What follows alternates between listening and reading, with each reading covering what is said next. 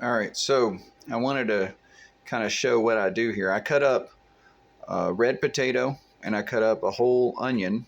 Um, this is my current belt knife that I made. My own make, just a simple belt knife, nothing complicated. Um, this is some Kerrygold Irish salted butter. Good butter. If you want good, just reasonably priced butter, Kerrygold is good butter. But I take a good cut of meat. This is actually not a real high-end cut of meat. This is a bottom piece of bottom round roast. You can see my butcher paper on the bottom. I cut them up into steaks and I wrap them in butcher paper and put them in the freezer.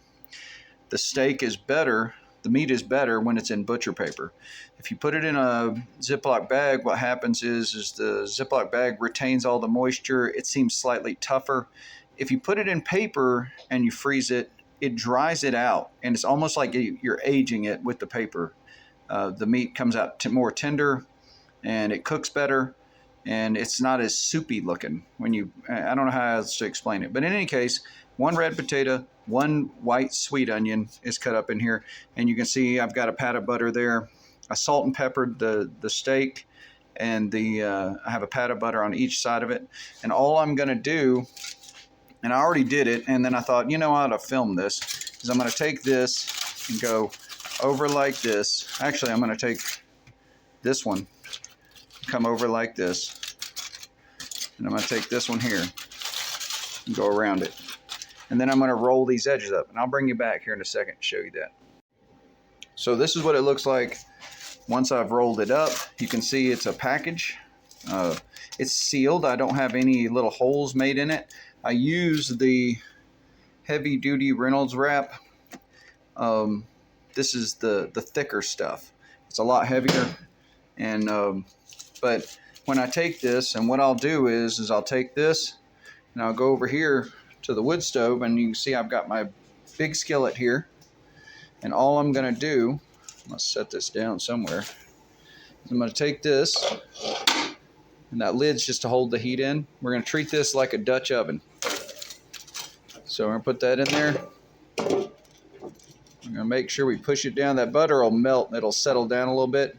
But we want to hold the heat in there. And this fire is going, this is an Ember Hearth wood stove.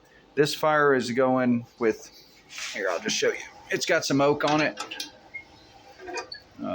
It's not a crazy hot fire. It's just kind of a slow burn. Got the dampers kind of set, you know, kind of mid-range. And I will let this sit on here for 2-3 hours, something like that. Right now it's 10:30. So by 12 or 12:30, when I want to eat, this will be ready.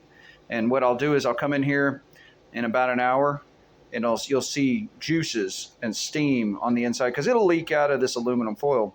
And I'll flip it. I'll flip it, put the lid back on it, just to make sure it doesn't get overcooked on one side and not the other. And but I'll let it slow cook like this. If it gets too hot, I'll move it over to the edge of the stove.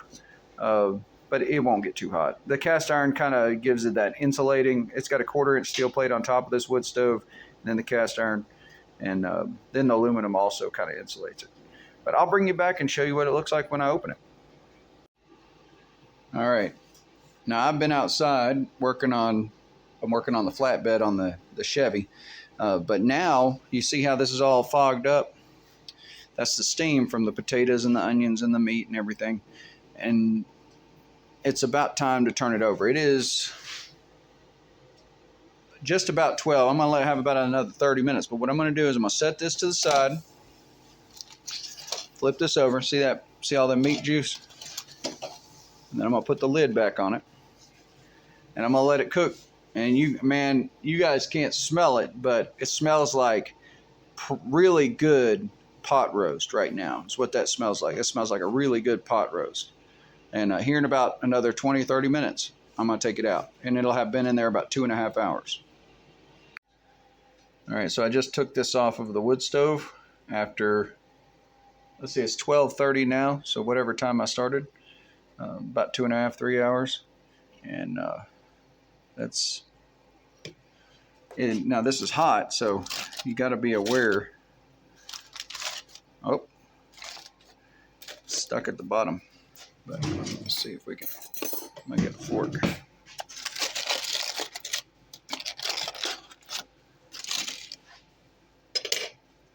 So this is what you're left with inside. And just to show you, you must see how tender all the onions and the potatoes are and everything. I don't have a way to, but you can see how tender that meat is. And that's how you cook roast beef in aluminum foil on a wood stove. But I'm gonna sit down and eat this.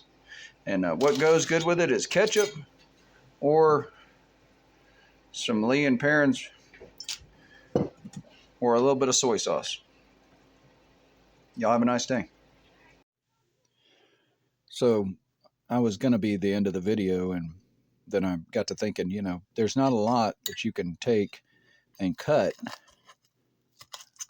bottom round roast with your knife, with your fork. So that's just how tender this got, just as an aside, and it is excellent. And all I did was salt and pepper it, put a little bit of Lee and Perrins and some. And look how soft this potato is. Look at this.